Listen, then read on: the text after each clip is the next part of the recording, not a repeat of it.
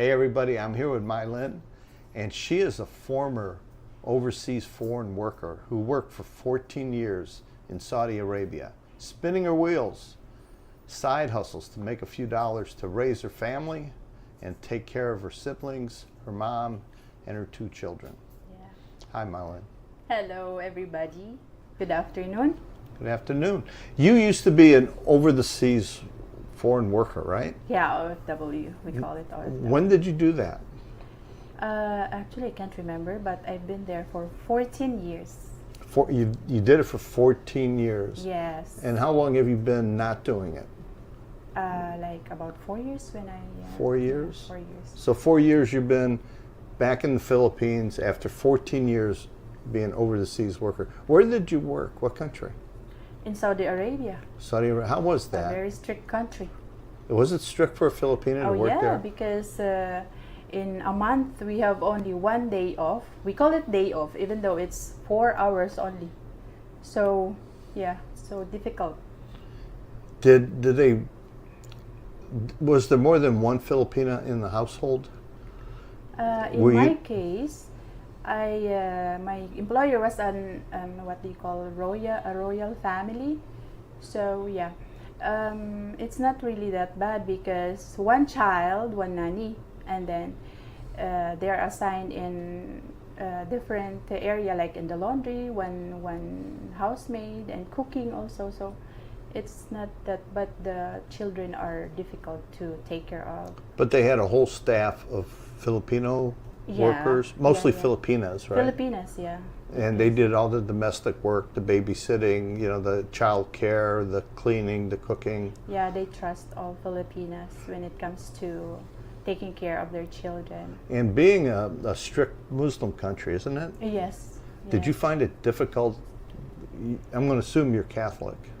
Yeah, I'm Catholic, but yeah, it's so much because there's no church, nothing. So, like for example, if you have 2 years contract, you will never see any church or something. You just have to pray while you're in your room. And also the day off, that's the problem. We don't have day off. Working like 5 in the morning, then we slept like 12 o'clock in the evening. Would you consider that the hardest job for a Filipina to do? Yes, Sir Mike, yeah, so much. You said you had time off, and my understanding is it's half a day. You might go to a park or something to meet friends, or... Actually, it's because in a month we just have 4 hours off. Actually, it's not off because you need something for yourself. So we go to that Filipino store, which is a mall, and you need to pick like quickly. So I learned quickly on picking up some stuff for ourselves, and then also because the time of traveling to that particular area is 30 minutes. 30 minutes going there and 30 minutes coming back. So actually you just have 3 hours of picking some stuff. And then if you want to eat Filipino food, there are some stores there for Filipino. So that's what we are doing there. So it's not really time off, like No. a day off to go No. relax. It's a couple hours to buy personal items. Yes, exactly. So in a 2-year contract, how often did you come home to the Philippines to visit? Christmas or birthdays or anything? No occasions are Mike. So No. whenever your contract is finished, you're allowed to go home. Like if you went there like May, you will finish your contract May also. So there's no occasion, no graduation that I attended with my children. So you had children while you were over there. Yeah. You were a single mom at the time when you were working. Yes. Did most of your income go to the children, to the family? Yes, exactly, Sir Mike. All of that. Yeah, like every salary, I just maybe let's say 2,000 pesos. I just put it for myself, something like that. But later on, when you are OFW, later on you will realize that at the end of your contract, when you go home, you finish your money, you don't have money. When you go home, you have to spend money or spend time with your children, and you don't have money. So later on, like I realized that how hard it is that every now and then you will send your salary every month, nothing you set aside for yourself. So I realized that. So later on, maybe around like on my sixth contract, I realized that I need to save for myself, for my children. How about if I get sick? Sorry, okay, if I get sick and my children, and I don't have savings. So I realized that, and also it's because we are 60, by the way, 60 Filipinas in the compound. So what I did was, like, because we have one thing about the advantage of having a royal family employer, because they give us, like, if you reach like 5 years, you will have salary for 5 months salary free, like they give it to you. Severance pay or something they call it. Like, For every year you work, you get thank 1 you year. thing, I don't know what kind of, but they just offer it if you reach 5 years. So 5 months salary, it's a whole thing. And then also, plus if you reach 10 years, double. So I got that in my 5 years.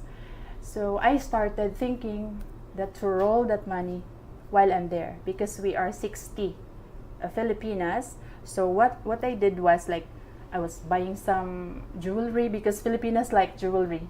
So I make it an installment basis, something like that. And I also, sometimes I cut their hair and then they will give me 50 reals, something like that. Sell load, something like that. So anything that has income, or sometimes they have emergency and then they want to borrow money. I give interest for You that. were loan sharking.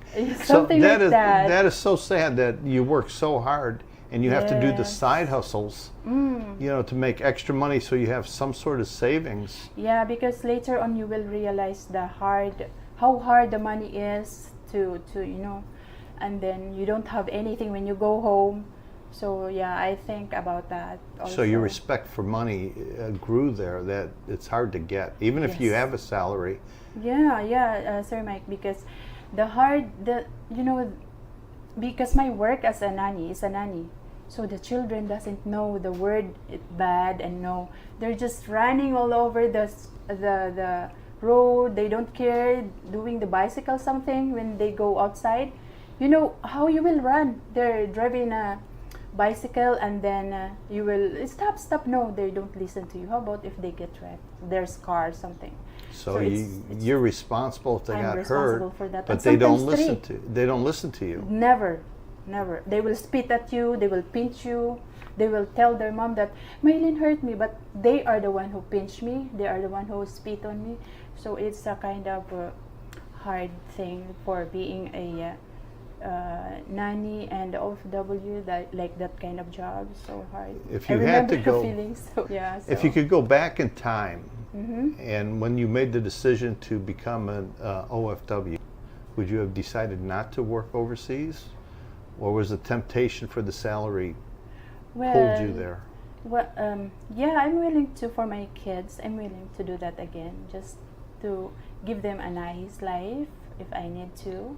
So you sacrificed everything for your Yes, children, especially, yeah. and you found at some point, 10 years in, you're just spinning your wheels. You're not building no savings. You're not building. You're just Yeah. where you started. Yeah. Other than your children were taken care of for those 10 years. Yeah, and also when I reached that 5 years, they gave me that money, and then I roll it, and then I build a house. Yeah, I build a house for myself. Then suddenly, after few years, there is what you call Yolanda. Yes. The Yolanda typhoon, that devastating typhoon in Leyte, was so horrible. And then the feelings that you build the house for 4 years, and then in just 2 hours, wash out. It's all everything. gone. 3 rooms. I have 3 rooms, but it's not like finished, but it's already house, but no finishing yet. Just the hollow blocks, everything, but it's complete. Just the finishing and the paint. So But a it lot was of wash out. yes, a lot of it is you would work on the house as you had budget for it. As you had more savings, you would send money to your family to complete the building. Yeah. If you had your Right. choice, living in the province full time or the city of Cebu full time, which one would you choose? Province. You like province life. Yeah. What is the? Give me a good memory of something in province life that brings a smile to your face. In the province, like living in a condo is not that. to me, it's just my own opinion. So I experienced living in a condo, but like enjoying in a mall. Yeah, I had it, but still province. I prefer province because there's fresh air. You can plant something in there. You can take your own vegetables. You can plant your own vegetables. Something. I just want a simple life like that. Simple is very important. So you have a happy life now.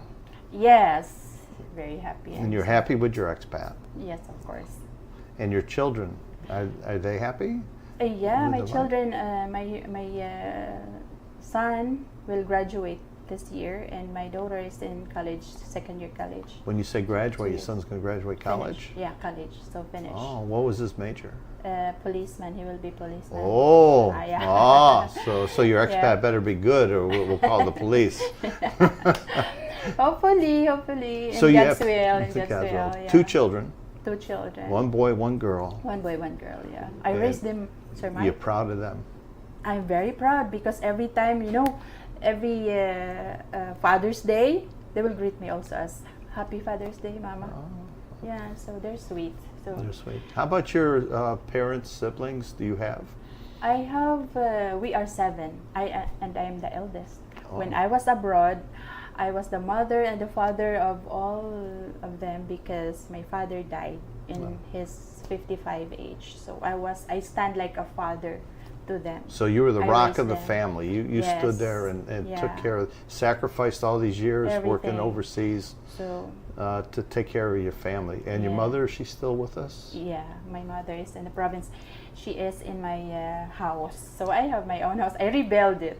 I rebuilt my own house. I have a little investment on my OFW days. So you're going to show this house on your channel? I showed it already, but it's Yeah. not that. It's not done, but Yeah.